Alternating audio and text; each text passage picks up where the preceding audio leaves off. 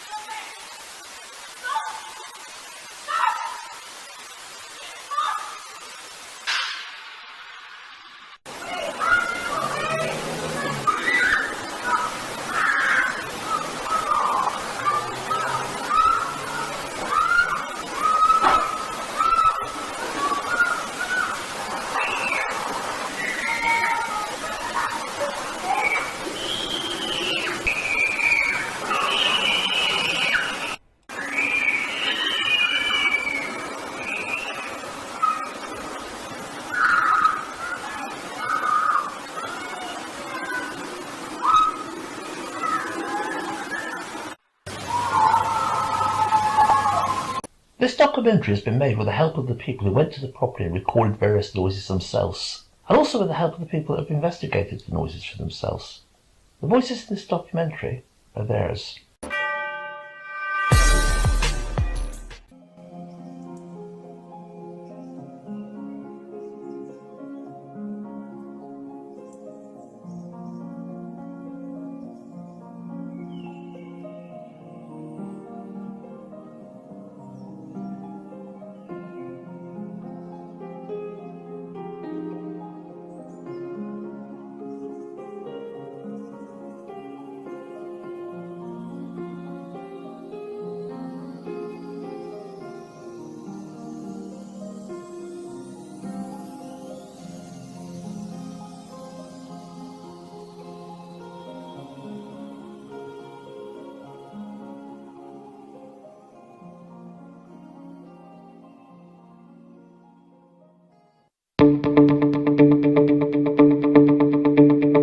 Take it from me as one who has dealt with criminal activity before, has been trained to identify criminal activity of this sort of capacity, and I'm, in my training and in my experience, I'm saying that I believe it is most definitely that which Alan says it is. So you can put me on record for saying all of that, Alan. Alan Tate has backed the evidence high as far as demonstrating that there most certainly is crime occurring within the city, within Ammanford.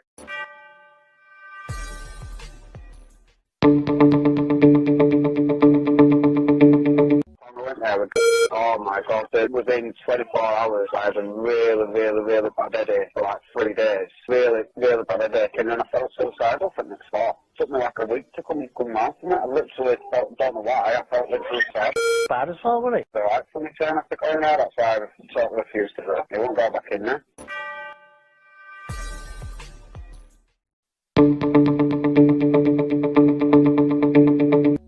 Hello. Hi, how are you?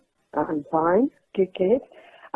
Lesley, we're putting a documentary together, and what we're asking people, if it's okay, is to have their voice on record. So I've got this call being recorded, so if you don't want to carry on, that's fine. Okay. Well, I told you my views on it, where the sound was coming from. I never say anything unless I believe it to be the truth, and I will stand by it. You know, as long as it's not edited to make it look like I'm saying something else. I put a lot of effort into it. I even went down there. Yes, this is what Annan said. I mean, I've got the email where you said you spent a lot of time researching and talking to people, and you went down there. And that was what, if you can get that email, retrieve that email to say that, or to just say it in your own words now, that would be brilliant. Okay, no problem. Myself and a couple of friends went down to College Street and watched carefully. I also spoke to a lot of people who, as children, played in the tunnels. From that, I researched more and drew conclusions. I believe the sound is coming via the old hospital where the roof's been taken off. But it does show clearly there are tunnels there, which these children used to play in. And it's also written that a woman who worked in the kitchen took her son into the cellars and showed him the tunnels. So there are tunnels there.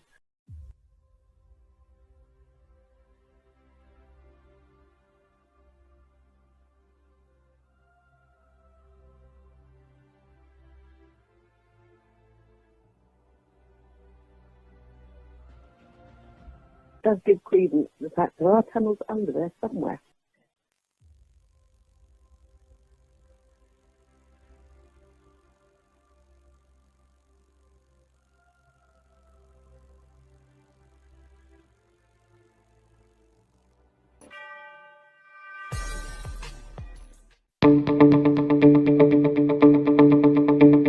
My name is. I did an investigation in number 20 College Street, and we did put listening devices in the cellar and upstairs, and we did hear some strange noises. It sounded like children and adults arguing.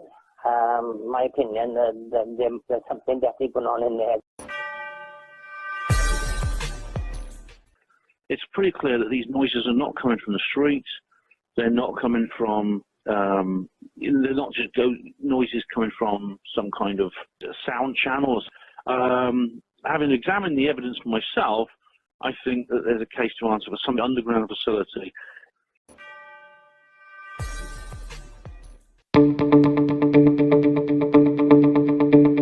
Yeah, with regards to the house, there is something there. I don't think it's necessarily isolated to just that property or the one next door. I think there's something bigger there on a subterranean level which attaches to more properties. And, you know, we've heard things ourselves there in the basement when we were down there. So, and with the recordings, when you listen to them back, it does sound like there's a brothel or a knocking shop next door. When you hear the other noises, and yes, it is unexplainable. But like I said, I don't think it's necessarily isolated to below your property.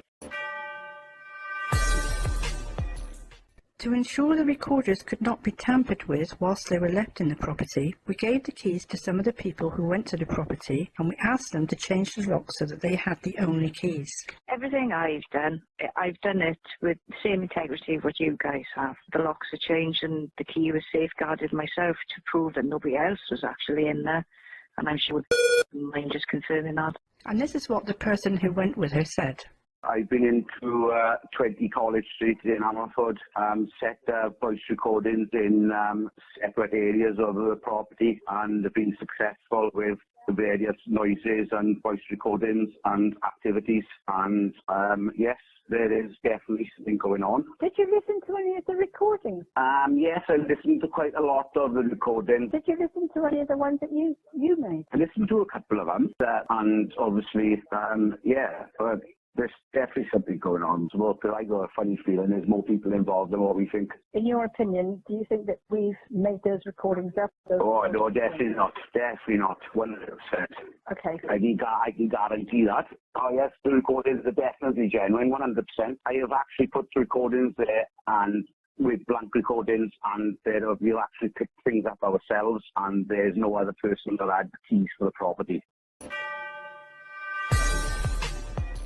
The next person shares how they got into the basement and where the 4 recorders were placed. We went down the ladder underneath the worktop in the kitchen, Okay, and where did you put them, like? Into the wall just to the side of the ladders.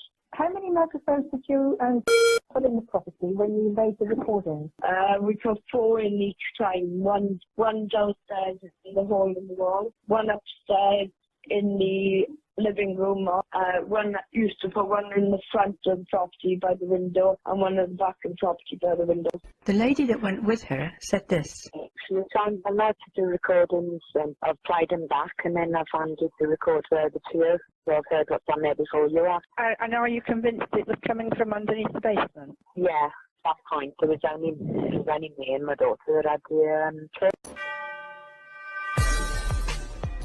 Alan asked one person how many times he had been to the property to put recorders in. This is what he said.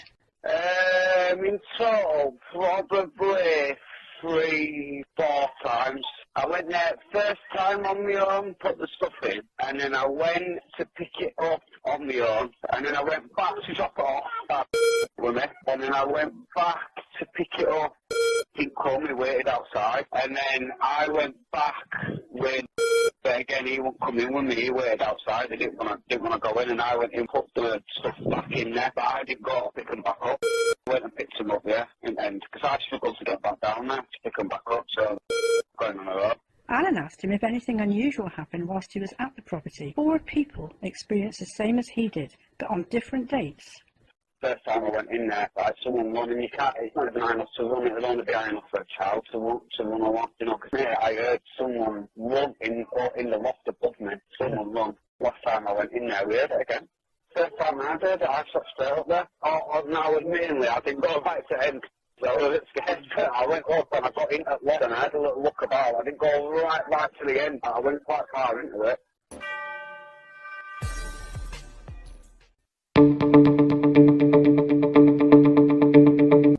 To me, it immediately struck me as what we think it is, human trafficking, drug trafficking, something along those lines. It struck me as somebody using abandoned tunnels underground, and that's exactly the kind of information you were getting. I mean, it was Vietnamese voices, so it was foreign voices, the women and the children screaming and all that. Just a no-brainer to me that it was illegal activity going on.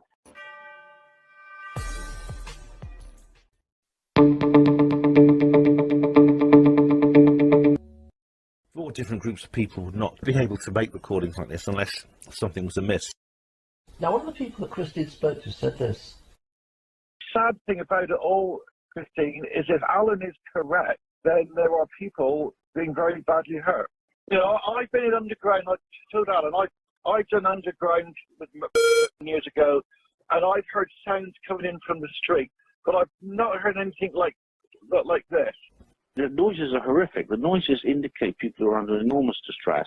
You hear crying, you hear screaming, you hear machinery going. Together that with the strange chemicals that appear, surely you can put 2 and 2 together and realise there's false imprisonment going on. There's some kind of illicit activity going on in the area, underground, and that's all I can say based on the evidence that's been presented to me. All the people that have been named in our documentaries have been invited to give their version of events. Now, I was really hoping they would. I was genuinely looking forward to hearing what they had to say, but not one of them chose to. A few did start to give their version of events, but one by one they seemed to change their minds. Back in May 2021, I wrote to some of the people that we'd named. I used the Royal Mail's Sign Force service. I wrote to Mr. Lawrence Jones. He's one of the owners of 22 College Street in Ammanford. I invited him to give his point of view. I also asked him for permission to dig up a small part of his garden. Mr. Jones did not reply. Another person I wrote to was Mrs. Jane John. Now, she's one of the joint owners of the shop known as Sophie Nails in Ammanford. I invited Mrs. John to give her point of view. In my letter, I'd explained to her that we'd used acoustic sonar in our former property, and it had indicated there was a void underneath the ground between our 2 properties. I asked for her permission to use acoustic sonar inside the shop. Mrs. John didn't reply. Mrs. John did leave a few comments on various sites, though. She left one comment that simply said, "There are many inaccuracies in Mr. Tate's interview." Now, she was referring to an internet radio show in which I'd been the guest. During the show, many of the noises of crying and screaming had been played, together with the other noises that had been recorded behind Sophie Nails in Ammanford. I replied to that comment of Mrs. John and asked her what she thought the inaccuracies were, and I invited her to give her version of events. Mrs. John did not reply. At the time the noises were recorded, Mrs. Trang Fan Tran was the leasehold owner of Sophia Nails.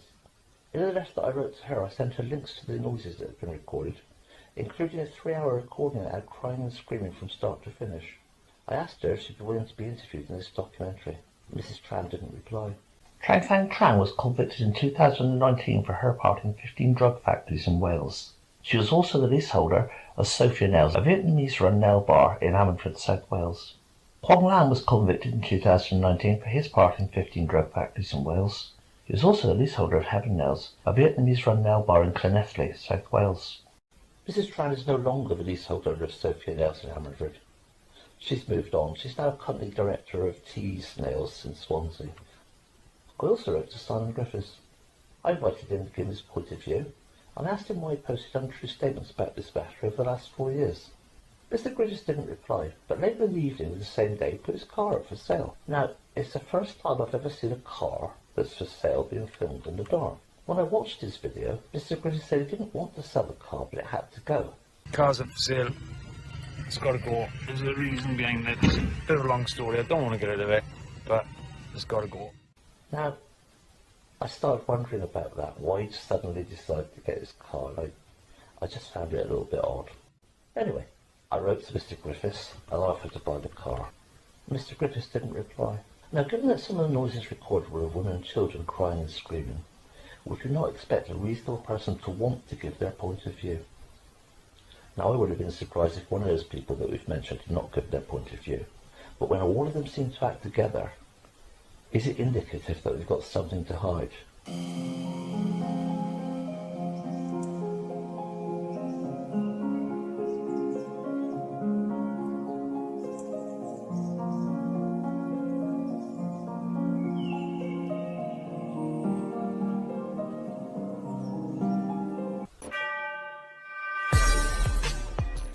All these recordings have been amplified so they can be heard. When sound is amplified, so are any background noises.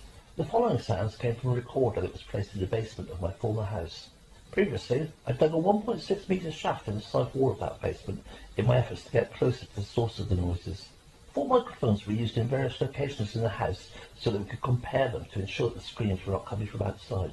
Now in the next recording, screams can be heard, and also a lorry reversing in the background.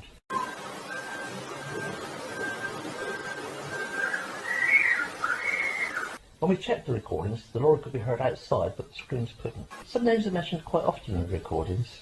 The name Simon is one of them. Sean is another. Now the next recording contains screaming. It's a short extract of a 5-hour recording that contains many screams.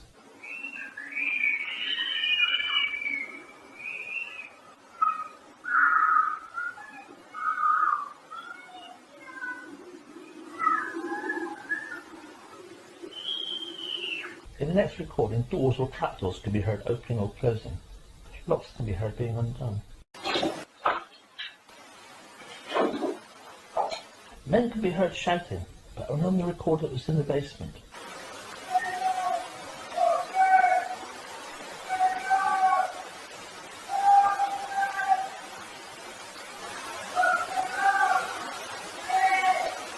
Quite often motorbikes can be heard, but please keep in mind that the nearest road is 20 metres away, and the motorbike are only heard on the recorder that was in the basement.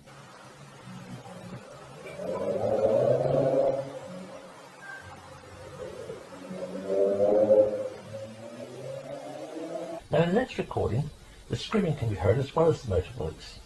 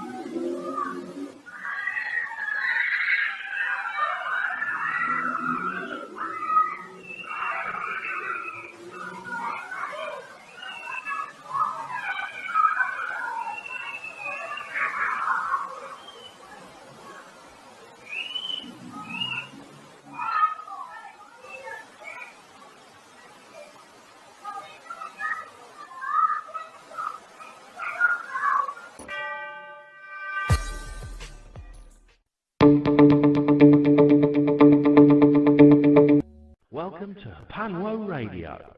We got some plenty of brilliant, interesting new shows coming along, including a very, very unusual one that is connected to Alan Tate and what he talks about. I've got a guy called Gareth coming on. Now, Gareth is another witness. He's a separate witness to Alan about this whole incident. Well, Gareth is going to come on and give his side of the story. I'm very, very interested indeed to hear what he has to say. Yeah, I think it must be nearly a year ago now, wasn't it, when he first offered to come on and give It me... was, yeah. It was quite a while ago, yeah. He contacted me a couple of times yesterday, this gentleman. If he wants to get back in touch, if you're listening, and he'd like to get back in touch, I'd love to speak to him. I have spoken to him on the phone before. I'll be happy to interview him. I want to get all the sides of the story. Alan is absolutely happy with me speaking to him. Absolutely, yeah. If, as I said, if he believes there's another side of the story, I'd like to hear it. Alan is not objecting to the other side of the story being told, which should indicate his sincerity. People who make things up don't like listening to others who might be exposed to lies. So, Gareth, if you listen, get in touch.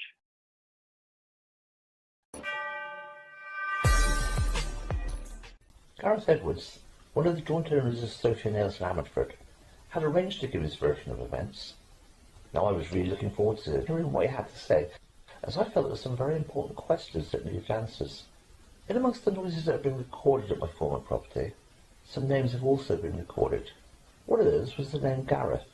I was really interested in hearing what Gareth Edwards would make of it, and I posted the recordings containing the name Gareth on YouTube. This was the first one.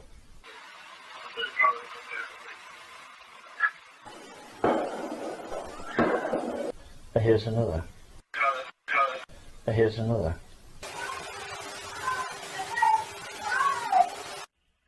Now, even though Gareth had heard noises like these,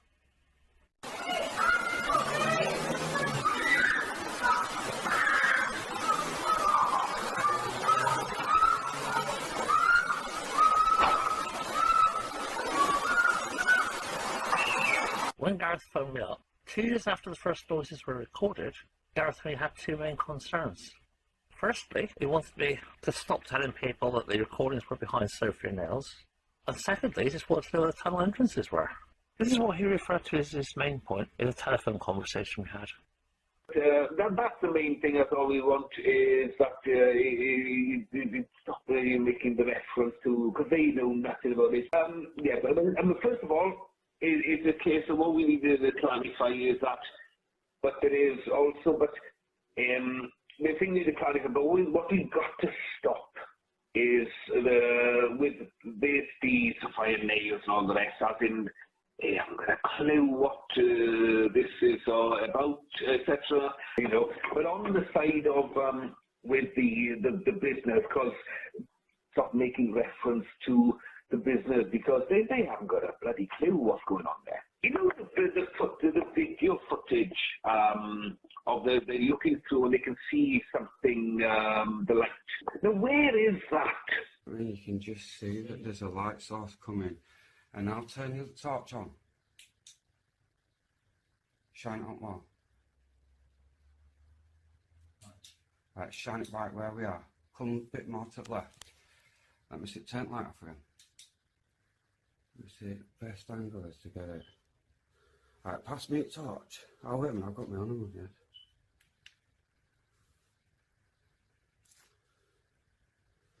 That wire is going through.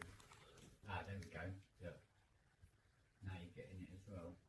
After I told Gareth where the light was coming from, this is what he said. You know, you say maybe have you found entrances, or you've kind of worked out where they might be? Well, I mean, you've got the hole with the light shining through. It's worked out where they might be, but it is accurate because that's how we found the hole. There's another part of that hole. These tunnels, I mean, have they given any, where do they run? How far, and would you say, have you got any info on that? They go from the back of the building, well, they go from the side of the building to what appears to be underneath the orbit, somewhere across the front. There appear to be two parallel ones. And how accurate is this, the sonar thing? What are we getting on it? Right, the sonar is accurate in as much as it will tell you depth. of the base, but I don't know how high the tunnel is. You can see people, you can see a person anyway, going through it. Yes, you can, but you can't tell whether it's a tunnel that they've crawled through or a tunnel that they're walking through. Where are they getting in? So I told Gareth where the entrance was, but I kept it to myself. I didn't tell anybody else. Now I told Gareth that the tunnel entrance was in the rear garden of the property next door, close to where their garden meets the rear fence. I confess to finding Gareth's questions odd. Perhaps it's fair to say I found his questions, well, suspicious, so I made videos of the rear garden. This video was made prior to Gareth's phone call.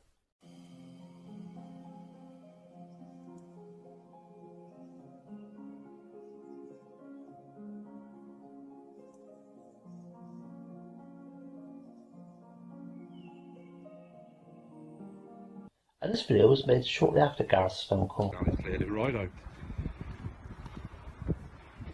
Flip it out.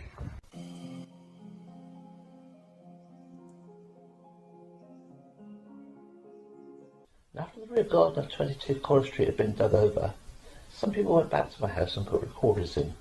When I played the recorders back, I could hear 3 noises that sounded to me like 3 smoke alarms beeping. You know, like they do when the batteries are going flat. So I asked the people who put the recorders in the house if they'd heard a smoke alarm beeping. They said that they had, and it was beeping every 4 or 5 minutes or so. Yet in the recording I was listening to, I had 3 smoke alarms going off, about every 30 seconds or so. When I compared the recordings, the smoke alarms were loudest in the recording in the basement. Next time I put up a video on YouTube, I mentioned the 3 smoke alarms. And after that, many bags of rubble appeared in the alleyway between my former property and 22 College Street.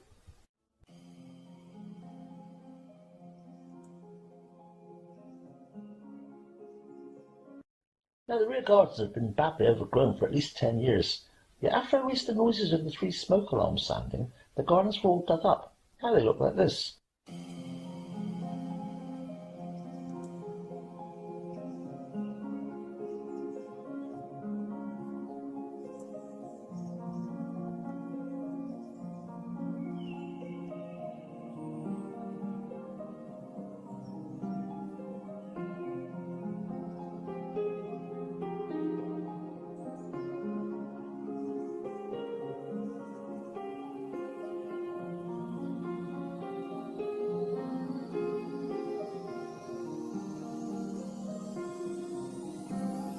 I guess the question is this: where did all that rubble come from? Some of the comments left on social media platforms are simply not true. One such comment was made by a local Ammanford man, a Mr. Simon Griffith. He started by stating, "These people are liars. I am personally speaking with local police this week to report any personal information of mine and friends being used without permission."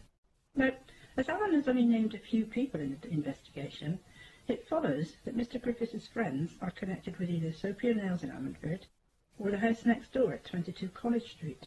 Mr. Griffiths went on to say the property is directly next door to a busy main road with a co-op and a bus stop directly outside. Alan copied a small part of one of Mr. Griffiths' videos that shows him driving past the co-op and then past our house. The co-op can be seen on the left as Mr. Griffiths drives up the road.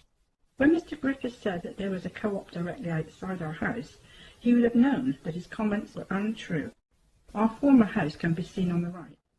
Maybe this clip from Google Earth shows the location better.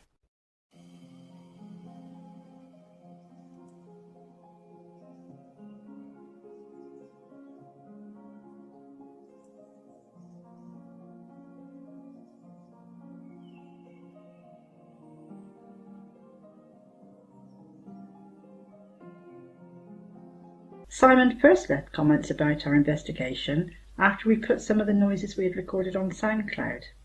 In one part of the recording, someone seemed to be saying Simon. What do you think? Shortly afterwards, Simon posted a video on his YouTube channel letting everyone know he is known as Kushti, not Simon. Anybody who searches my name will say I've gone back and go back as Kushti again. That's my nickname, so everybody knows me as.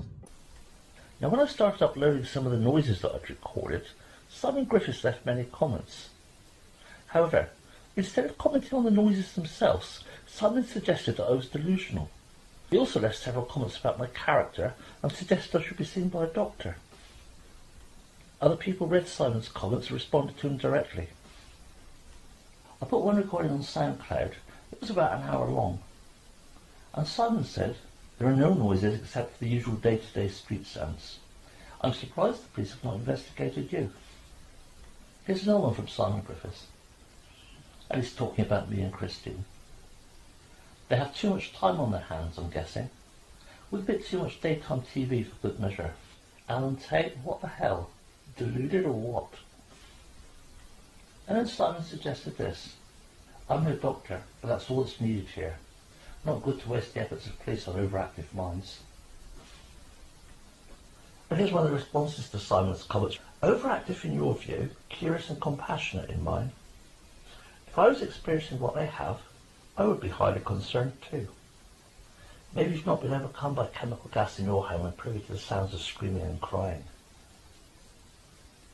And then she asked Simon, is there a reason that you're so keen to discredit this family? And Simon said, apparently they leave a pile of devastation everywhere they go and ruin people's lives along the way. Whatever you do, if they try befriending you, run as fast as possible. And then she asked Simon Griffiths, in what way have they made anyone's lives bad? These people go out their way to be kind people and have done many charitable actions all their lives. And here's a few of those projects. First one's in Kenya. It's to purchase a Boda Boda motorcycle. You might not know what a Boda Boda motorcycle is. It's used in developing countries. It's kind of like a motorbike taxi.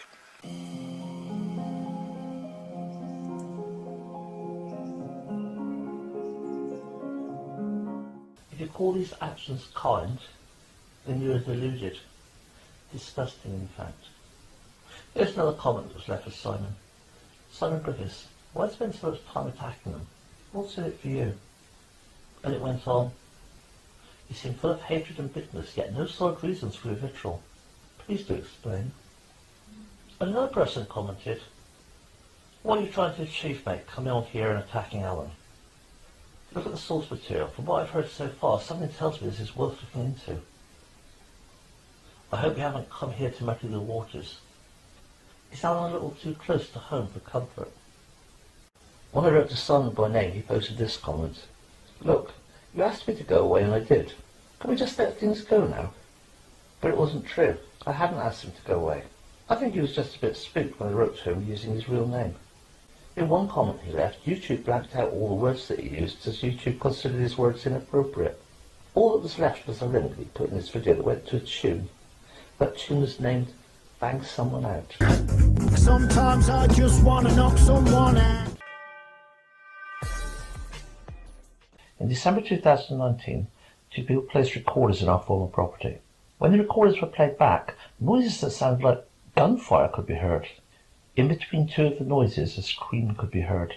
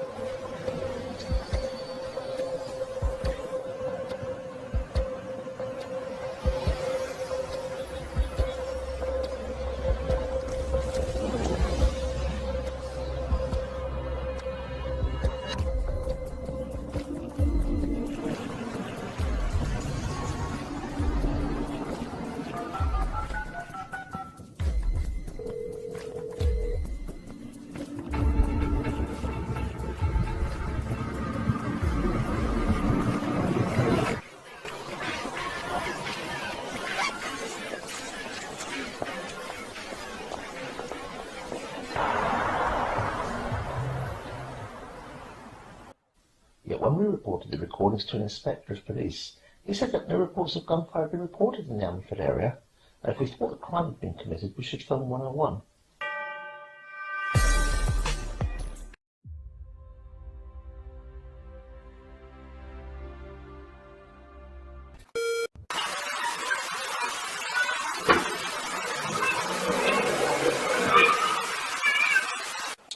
The first bit with the young lad wanting to get dressed says it all to me. I agree. Young kids do not want to get dressed. Honestly can't believe that this is being ignored by the police. What is going on down there? It's definitely a young child. Very strange indeed. Those kids screaming are not normal of kids playing. They sound scared. This one simply says start digging. There's blood on their hands, I'm convinced of that. But that woman who says the baby died is saying that with fear. You can tell by the way she says it, which I think has just recently happened, as she hasn't gone into the hysteria stage yet. It's so sad. With recordings like this clip, how can the police in Wales continue to ignore the problem? Dodgy buggers, the lot of them. Here's one from another lady. She says, I would say the nail bar know exactly what's going on. I would say certain points need to be clarified, but we shouldn't jump to conclusions. Here's another one. She will make any excuse not to appear on Ben's show. It appears to me she's got something to hide. She was previously arrested and charged for drug offences. They're putting out loads of rubbish mid-pandemic when the nail bar wasn't even open. And this was left when the acoustic sonar detected the tunnel the first time in the first video. And somebody says definitely there's an open space there. Surely the authorities can't continue to ignore this anymore.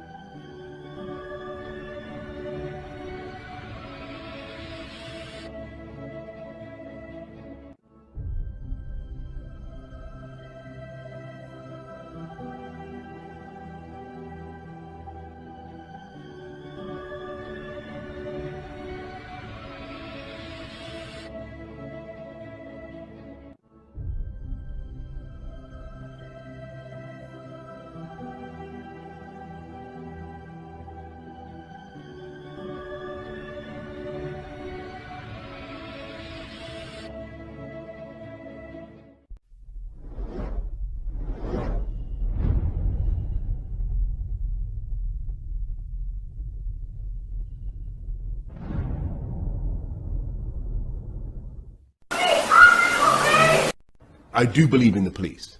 I do think that we can trust the police, and I think the police do a wonderful, wonderful job.